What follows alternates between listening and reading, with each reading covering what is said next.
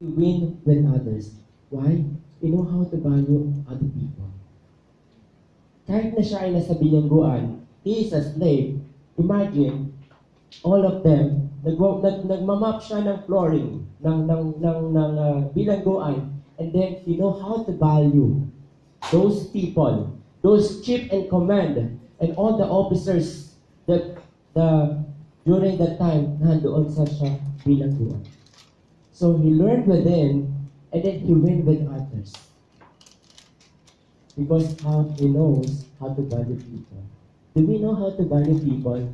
Yung mga leader natin, yung mga limban natin, even they don't respect us, even they put us in the difficult situations, but you know how to value them. Because God, you turn it into opportunity that God put them, God used them for us to move us, to grow our faith to Him. Amen? So hindi pa doon natapos. He went with others, and then the last one is win results. So imagine nag-interpret na naginip yung Pharaoh, na kung saan merong 7 ano yun? 7 na mapapayat na baka at merong 7 na matatabang baka. Ibig sabihin bountiful, and magkakaroon ng 7 years of bountiful and 7 years of famine. But then during the time, naghahanap yung Pharaoh na mag-i-interpret ng kanyang dream. But then suddenly, nabalitaan na si Joseph, kaya niya mag-interpret. So sabi niya, so this is the time. So siguro sa isip ni Joseph, this is the time. I will be promoted. Makakalaya na ako dito sa prison na to. But then, during the time, kung babasahin niyo po yung Biblia, sabi niya doon, do you interpret the dreams? Sabi niya, suddenly, no. He said no. So that is the moment of Joseph, that time, na makalaya. But then, he said to himself, no. But, if God will give it to me, if God will speak it to me, He will give you the answer. Wow! Imagine his full dependence upon God. From self-reliance to God's reliance. And that is our life. Diba? During the time na bata pa tayo, we are dependents. From independence, we become independence. But our life is contradict. When we come to the Lord, we are from the beginning, we are dependents. We are independents. And we become dependents when we come to God.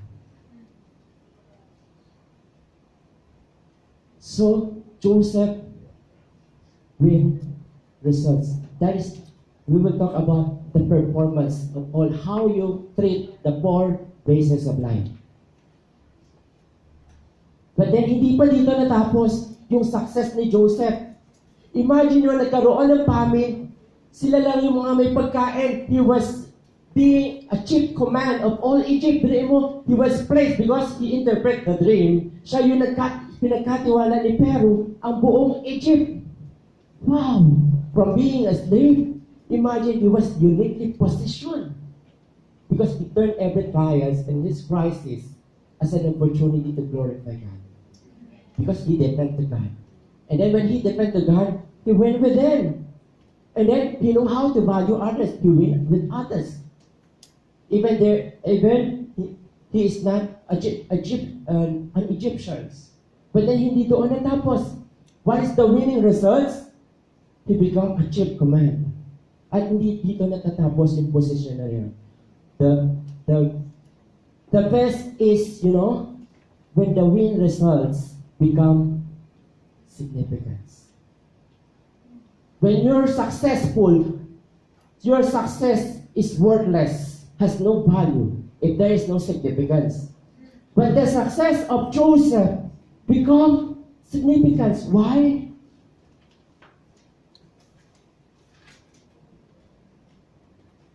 God intended every trials and crisis of Joseph for, for good, for saving many lives. Wow! Nagkaroon ng famine, ang buong Egyptian and even his own family was saved. Kasi nagkaroon ng food na magsusupply. And that's because of that Joseph. Sa generation, lumabas yung Kristo na magliligtas sa atin. Kung titignan niyo po yung the life of Joseph, saving many lives. Until this now, there are many lives that was saved because of the life of Joseph. The generation was continually to be blessed. But the third question is, what is the pattern? God's pattern. So God game plan for our life. So number one is connections. So imagine mo the four plates. The first plate is what we call home plate. So do you believe that the game is always starts in a home plate? It all starts with God. Everything starts with God. Everything starts in a home plate, and it will end in a home plate. And for us to run the four bases, the first base, the second base, and the third base. And we call it, makaka-score lang tayo ng home run when we come back to the home plate. And for us to run, you cannot run in a base, in the first, second, or third bases if you don't have connections with God. Because all starts with God. If you run without God, you can do nothing. Sabi niya ng John 15:5, I am the vine and you are the branches. Apart from me, you can do nothing. Imagine mo na lang yung, for example, you are the cord. Anointed, ah? So, imagine mo na you are the cord and yung power ng source ay si God. So, when you are disconnected, it will not play. Because there's no source of power. But the moment you start and begins with God, with connections, God will give you the power to accomplish the base 1, the base 2, and the base 3. For you to hit a home run for the Lord. Because without connection, only by God we can do that. Apart from God, we can do nothing. There is no power. Baka sa first base pa lang, sumuko ka na. Because only God, we can have a strength for us to run a home run line. So the first one is connect with God. So connection to the Creator. Everything starts with the home plate and connects with God with purpose. The purpose and the power. Diba? Sabi nga, many people run without purpose. A life without purpose is a life without meaning. And what is your purpose? To become successful? To have a good married life? That someone will respect you? That you have power, good career? You have your own business? That is the pattern of the world. And you want more, you achieve more, you are doing more, and then it gives pressure to us. But what we can learn from Joseph is to always depend to God.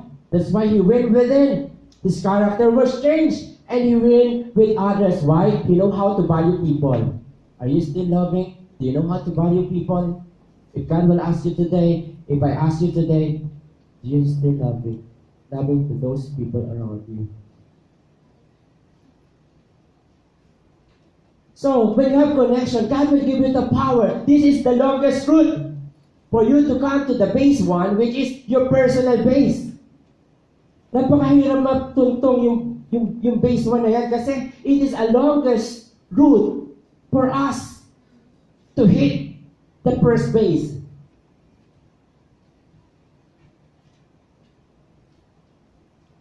Because it requires denying ourselves. It requires a total surrender to God. When you have connections with God, you are going to run to that place. In everything, we must always depend to God for us to run in a personal base. What we call the first base is our personal base. So when we start, we will receive purpose from God when you connect with God. Because we cannot go to the first base without the power of God. Because only God, only in connections with God, our life will become to make sense.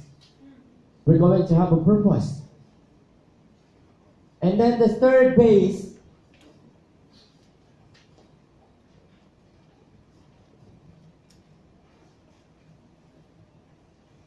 is what we call, or the second base is what we call community. Loving others. So if you know how to value yourself, if you love yourself, if you know how to value yourself, if you respect yourself, you will know how to value others. Diba? What is the first commandment? Love your God with all your heart, your soul, with all your mind. And then what is the second commandment? Love what?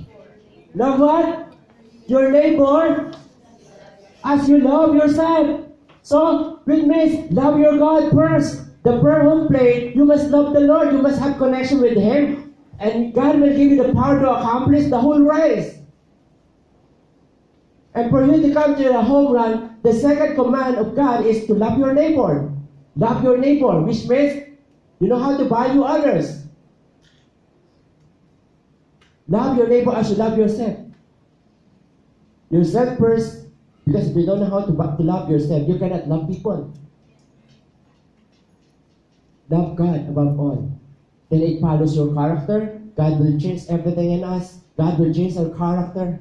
God will give us a power to love others. And dito na natatapos. This word is full of confidence. It gives us pressure. And it involves the last base is your, what we call, performance. If God will view your life today, how is your performance? To your God, to yourself, and to other people.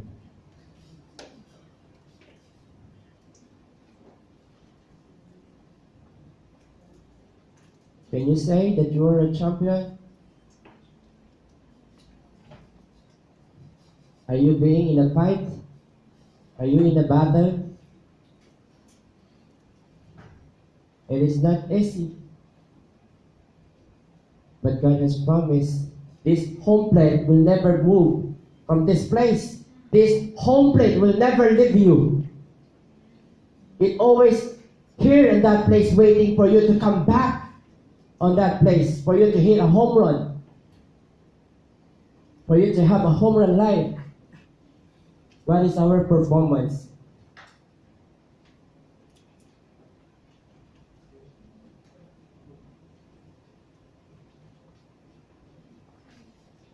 So the word gives pressures to perform to this word. Because the word is full of confidence. Nakita mo yung kapitbahay mo, napakalaki ng bahay. Nakita mo yung kapitbahay mo, may iPhone. Pero ikaw wala kang iPhone, meron ka namang e-phone. Siya wala siyang e-phone. Meron nga siyang iPhone. Pero wala naman siyang e-phone.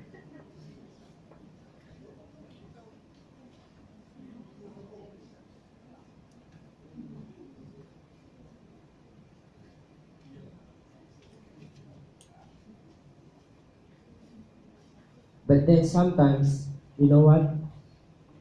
The word's Father, the Romans was saying, do not conform to the pattern of this world. But many Christians, instead of running in a race based on this pattern, the next time, we cheat. Nandadaya tayo. We move backward because we want competence. Gusto ko rin ng iPhone. Ay, gusto ko rin in a relationship. Ay, gusto ko din ng ganung married life. Ay, gusto ko rin ng magandang bahay. Ng lupain.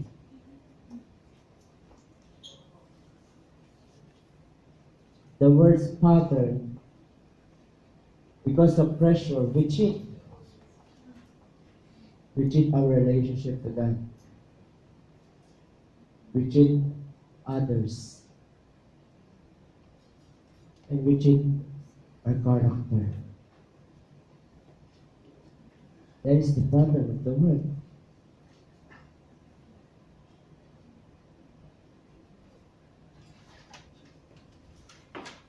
So, the question number 1, what makes for a home run life today? The second question that will transform your life, what we can learn from Joseph's life. And the third question is, the Lord God's plan for our life, the pattern of God. And the fourth question is, dito na po ako magtatapos, how do you run the business of life? Are you doing the word's pattern? Or are you doing the right pattern that God has offered to us? Can we move into conclusion? How do you run the business of life? Or how will you run? It is not on how you start that matter, but how you finish. Because many people started strong, but finished wrong. Why? Because they cheat their relationship to God. They cheat their character. They cheat their other people. As I said last my preaching, diba? If you want a long-lasting success, you must have the 2C. The number 1 is capacity. And the number 2 is character. All people have capacity, but they always fail because they don't have character. Why? Because they don't have connections with God. Only by connections with God, your character will be changed. Because we cannot change in our own. You can do all things, but through Christ. Apart from Him, we can do nothing. Imagine niyo na si Pick, saka si Boom. Si Pick, imagine mo, may capacity siya 10. 0 yung character niya. 10 multiplied to 0 equals 0. Si Boom, may character siya 10. Pero, yung capacity niya, 5. 10 times 5 equals to 50. Imagine mo yung character 0 is 0. And then, if you multiply your character and capacity, is 50. Si Boom, yung capacity niya is 1. Pero may character siya ng 10. If you multiply it, equals to 10. So many Christians, they have capacity. God gave us ability. But sometimes we fail because of our character. Ang Kristiyano, kahit saan mong dalhin, kahit ang capacity niya, tulang yan, maririhat yan because of their character. Do you believe on it? Amen. Kahit pasang awa yan. But because of their character, because their life are changed, because of the Word of God, they allow God, they have connections with God. And because of that, many people are saved. Many people are blessed. When they go to the company is blessed. Not because the company is already blessed, but because there is a Christian. God protect her or his testimony. When Joseph go to the Egypt, the Egypt was blessed. Because Joseph was with God. Everything he touched, it prospered. It is not on how you start that matters, but how you finish. But the challenge is, do you want to hit a home run for the Lord? So know your home and make sure you run. So let us all stand.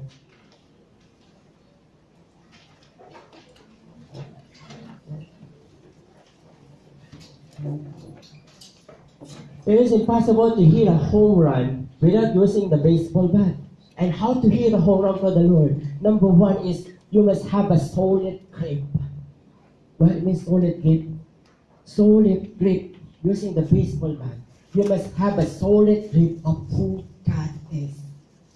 You must have a solid grip for you to hit a home run. You must have a solid grip of your relationship to God. It is impossible to hit a home run without using the baseball bat. And you must always start in a home plate. What it means, home plate? The connections with God. Base our relationship with God. And God will give you the power, whatever the hardship you are facing, to meet the base 1, the base 2, and the base 3.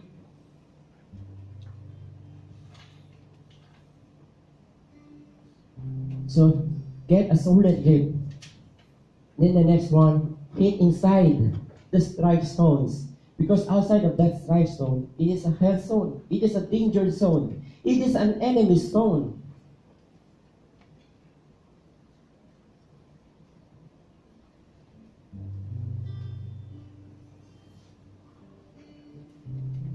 And when you hit inside the strike zones, you should know your purpose. Before you run to the base one, know your purpose. Because a life without purpose is a life without meaning. Know your pursuits. Even hardships, trials come to you. Ang totoong Kristiyano, nagpapatuloy, hindi sumusuko. Na kahit sa gitna ng laban, makikita mo na sa gawain pa rin. Na kahit sa gitna ng trials, ng problema, hindi lumiliban sa gawain. Know your purpose. When you are here in Taiwan, before you start in the strike zone, what am I here on earth? What is the purpose? Why am I here? Why God gave me life? Why He give me just such talents like singing, dancing? What is the purpose of your life?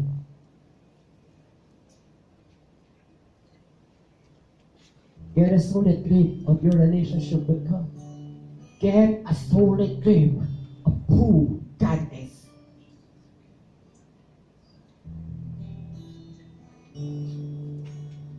Then hit inside the strike zones and make a swing. You must be alert because the ball will come to you in different style. It may come to you in different speed. It may come to you in different approach.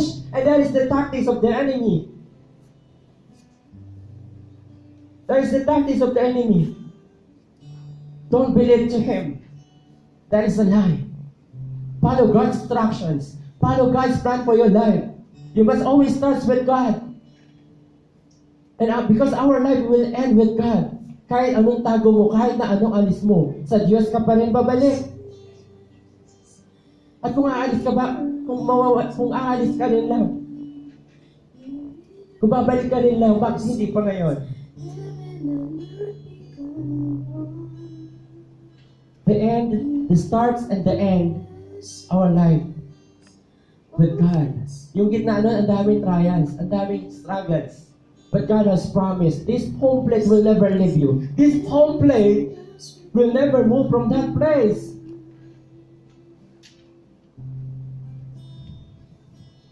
Do you want to hear a home run for the Lord? Get a solid grip. Hit inside the strike zones.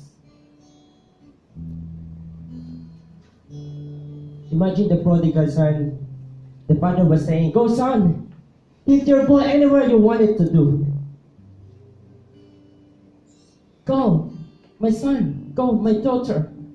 But then suddenly, he lost his life.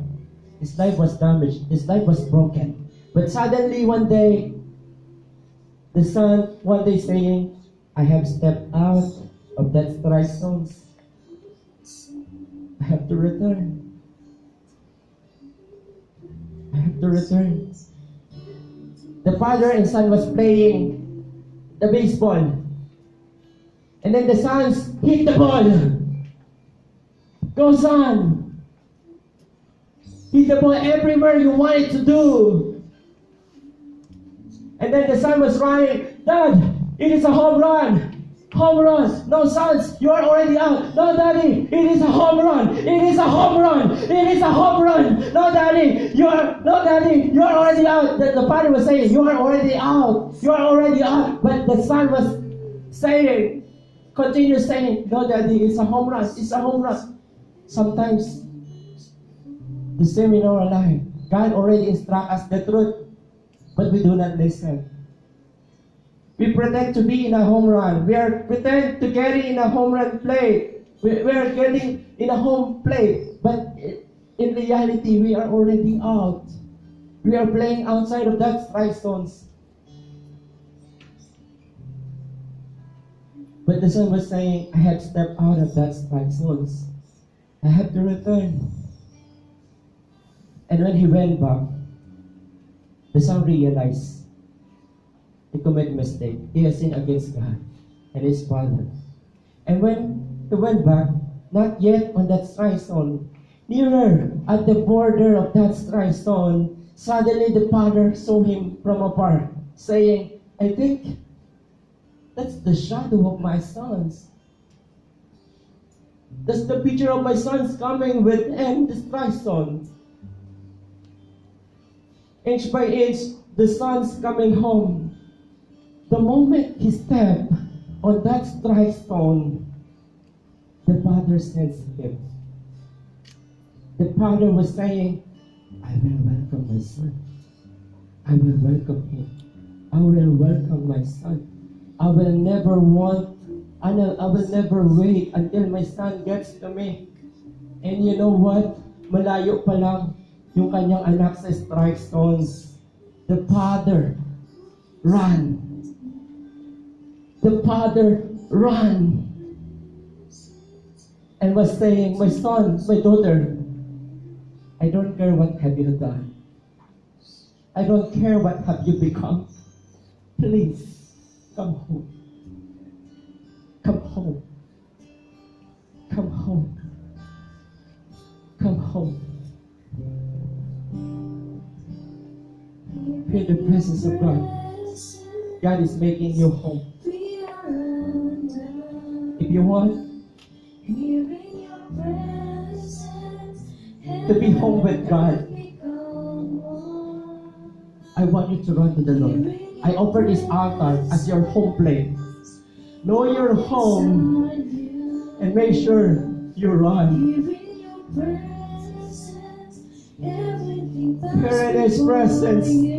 Here in His presence. Everything was done. God was saying, here in His presence, heaven and earth connect. Here in your presence, all things are new. Here in your presence, everything bows before you. Here in your presence, The home place. we are under. There is that God was saying, He is always waiting for you to come to Him, to come to the Lord. Here in your presence, all things are new. The Lord Here in your presence, is supernaturally making you sense the difference. Feel the presence of God. Feel feel the presence of God. Breathe in the presence of God right now. Can we lift our hands to God as high as you can? Begin to touch the home plate. Worthy, worthy. Begin to touch the home plate. You are The home plate will never leave you. The home plate, it never been moved from that place. And the Father was waiting for you to come home. worthy. Say it. Worthy. Lift your You hands as high as you can. worthy. The Lord is supernaturally making to sense the Spirit of God right now. Breathe in the presence of God. Breathe in the presence of God. Worthy. Breathe in the presence of God. He is passing your way. He is moving towards you. He is passing His way right now. He is passing His way. He's beginning to touch you. He's beginning to touch your life. He's beginning to touch your mortal body. He's there. He's there. Lift your hands as high as you can. Begin to touch the home plate and be saved and be healed. Worthy, you are worthy, worthy is the Lord. Maybe you feel rejected. Someone will make you feel unworthy. Maybe you feel abandoned. Someone broken your heart. Maybe you are hurting inside. Receive the love of the Father right now. Receive the love of the Father. Receive the love of the Father. Receive the love of the Father. Receive the love of the Father. Be home. Be at home. Be at home. Be at home. Be at home. Be at home. Are you ready? He is passing His way. He is passing His way. Are you ready? Lift up your heart. Lift up your soul. He is beginning to touch you. He is touching your life. He is making you home.